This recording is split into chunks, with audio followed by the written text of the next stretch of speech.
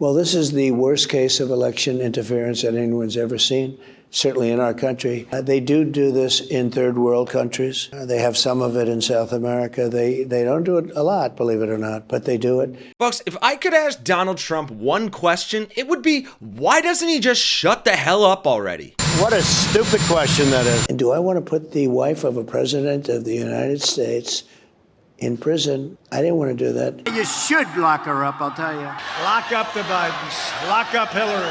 Lock them up, yeah, lock them up. And while it may seem like a stupid question on the surface, because clearly his malignant narcissism physically won't allow him to keep his mouth from spewing stupid and incriminating things unless it's preoccupied with a Big Mac, it is likely a question his advisors are asking pretty desperately right now. Because in an absolutely insane and unhinged interview with Fox News' Mark Levin last night, Trump claimed he had every right to interfere in the 2020 election, and his comments that we'll see shortly now have some legal experts accusing him of confessing to breaking the law. And just like J.D. Vance's abysmal comedic timing, Trump's timing with these remarks could not have been worse for him. Because these comments come a week after Special Counsel Jack Smith amended the charges in a case against Trump over his alleged efforts to overturn the 2020 election results, and the new charges aim to facilitate a Supreme Court decision that we all remember that granted presidents significant immunity from criminal prosecution for actions taken as a part of their official duties. And Trump had previously denied all the allegations until his stunning admission in this interview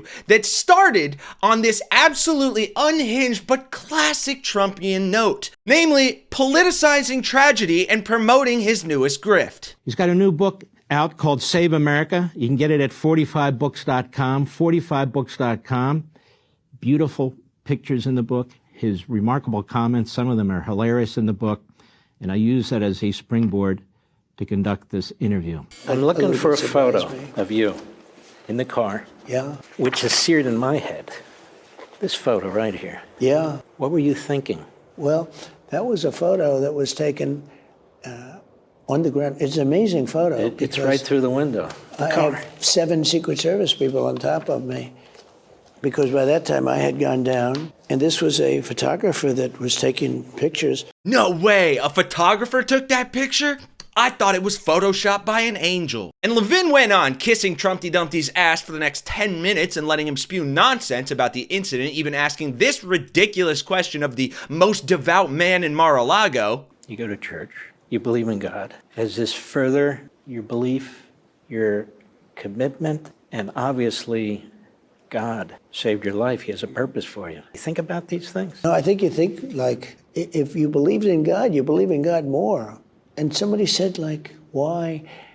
And I'd like to think that God thinks that I'm going to straighten out our country. Our country is so sick. And normally I'd be pretty sickened by the level of sycophantic dick sucking that Levin is doing in this interview, but we have to remember he's also the guy that famously railed against Trump's classified documents case like this. I don't want to hear from the legal analysts the technicalities about false statements and obstruction. What do you mean he's not above the law? There is no law. And without giving himself a heart attack this time, he kept that same dismissive energy about Trump's election interference case that led to this stunning admission in the next clip that we'll break down afterwards and see exactly what legal analysts are referring to as Trump admitting to breaking the law. The Department of Justice was still trying to get you, maybe within days of the assassination attempt, to try and breathe life back into the case that essentially the Supreme Court killed with their immunity decision. That I thought we won.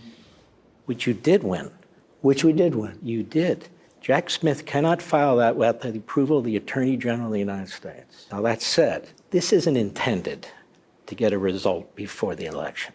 That's right. This is intended to smear you and to keep smearing you and to keep wasting your money and your campaign money and to keep using American taxpayer dollars. And yet they go ahead and do this.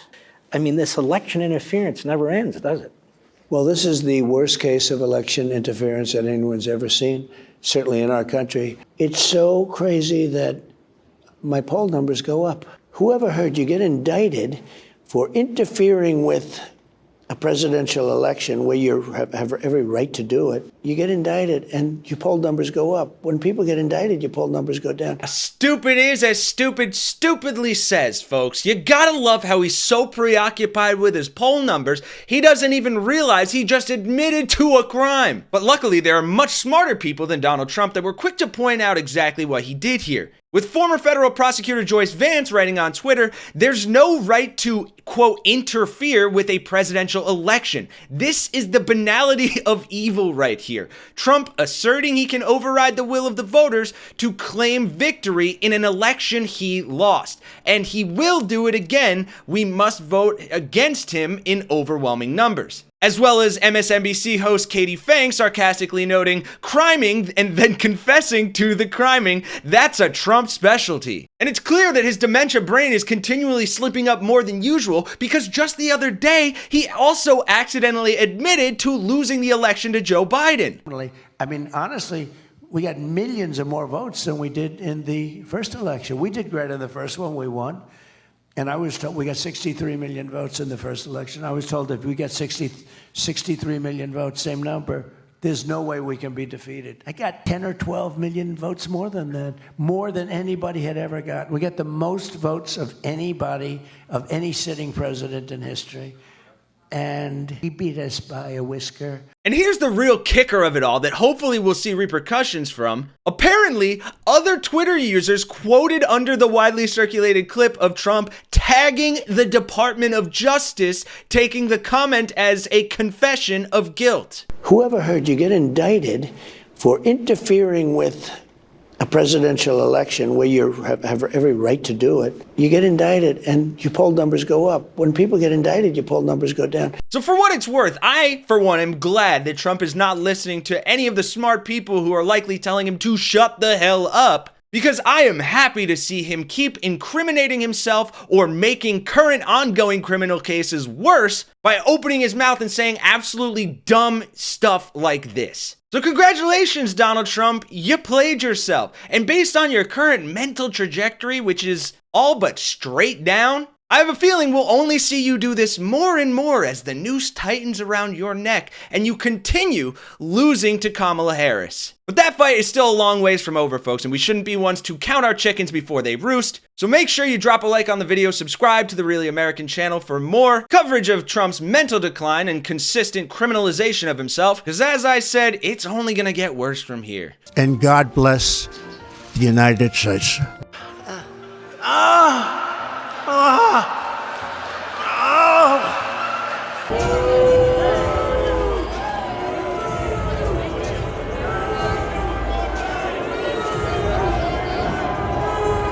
You can support the Really American channel at the link down below if you enjoy what we're doing here. Thank you for watching. For Really American, I'm Kenny Hesse, and I'll see you all in the next one.